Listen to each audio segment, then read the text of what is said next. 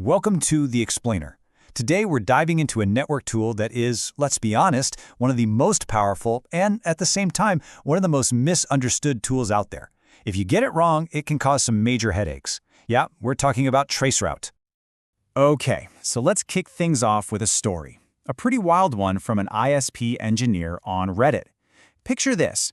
A client who proudly calls themselves a company of network engineers is absolutely convinced their internet provider's network is broken. And they're not just complaining. Oh no. They escalated this all the way up to a state government office. So what was this massive network-down, government-level emergency? Well, they saw what they thought was packet loss on one single hop in a traceroute and completely freaked out. And this, right here, gets to the heart of the problem. Traceroute is an amazing tool. It's like a GPS for your data packets. But if you don't know how to read the map, you can end up panicking for absolutely no reason. All right, so how does this thing actually work? How does Traceroute build that map for us, hop by hop? Well, it's actually a really clever trick. So you've probably used Ping before, right? Ping is super simple. It's like yelling, "Hey, are you there?" and waiting for a response. It tells you if you can reach something and how long the whole trip took. But Traceroute, it's way more detailed. It doesn't just ask, "Are you there?" It asks, "What's the exact path to get there?" It gives you that crucial hop-by-hop visibility, showing you every single stop on the journey. The secret sauce behind all of this is something called time to live, or TTL. You can think of it like a countdown timer attached to every packet you send. Every single time that packet passes through a router, the counter goes down by 1. And what happens when it hits 0? The packet is dropped, and that router sends a little message back to you saying, "Hey, time's up." That message is called an ICMP time exceeded message. And here is where it gets really clever. First, Traceroute sends a packet with a TTL of just 1. So naturally, the very first router it hits drops the counter to 0 and sends back that time exceeded message. And just like that, we found hop 1. Then it sends another packet, this time with a TTL of 2. It sails right past the first router, but the second one stops it. Bam, we found hop 2. It just keeps doing this, adding 1 to the TTL each time. And in doing so, it forces every single router along the path to raise its hand and say, "I'm here." All right, so we've got our map. Now for the most important part, how to actually read it, and how to avoid the kind of panic that got those engineers in trouble. Seriously, this is where most of the confusion comes from. So a standard traceroute is going to look something like this. You'll see the hop number down the side, then usually 3 time measurements. That's the round-trip time for a few test packets. And then finally, you get the name or the IP address of the router for that specific hop. Okay, so you run your trace, and then you see this. A bunch of asterisks, maybe a message about 50% packet loss right in the middle of the path. Your heart sinks, right? You think, oh no, my connection is broken.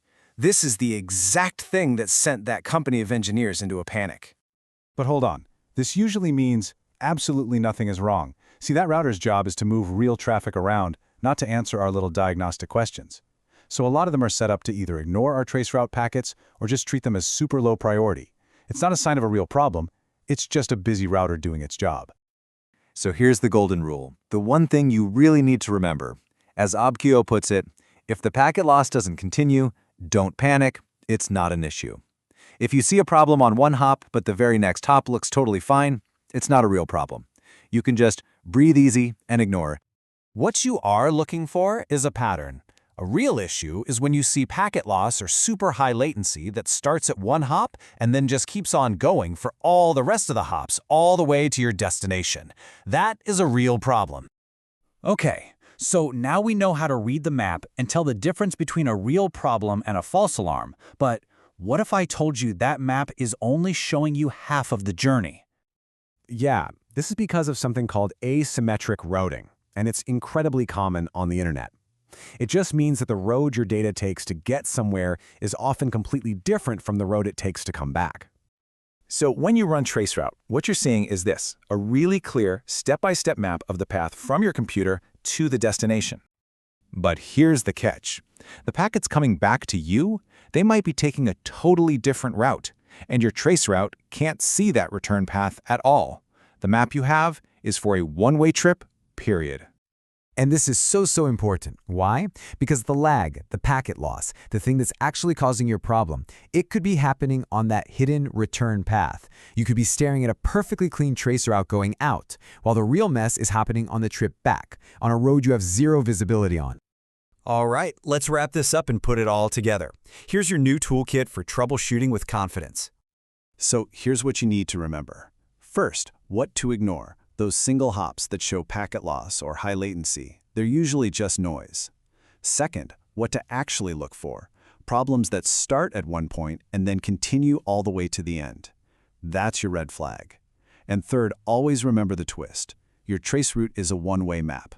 The goal here is to find the first sign of a persistent problem on the path heading out.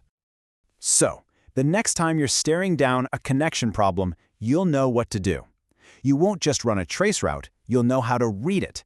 You'll understand its limits and how to use it to uncover the real story your network is trying to tell you. Because every packet is on a journey, and now you know how to follow the map.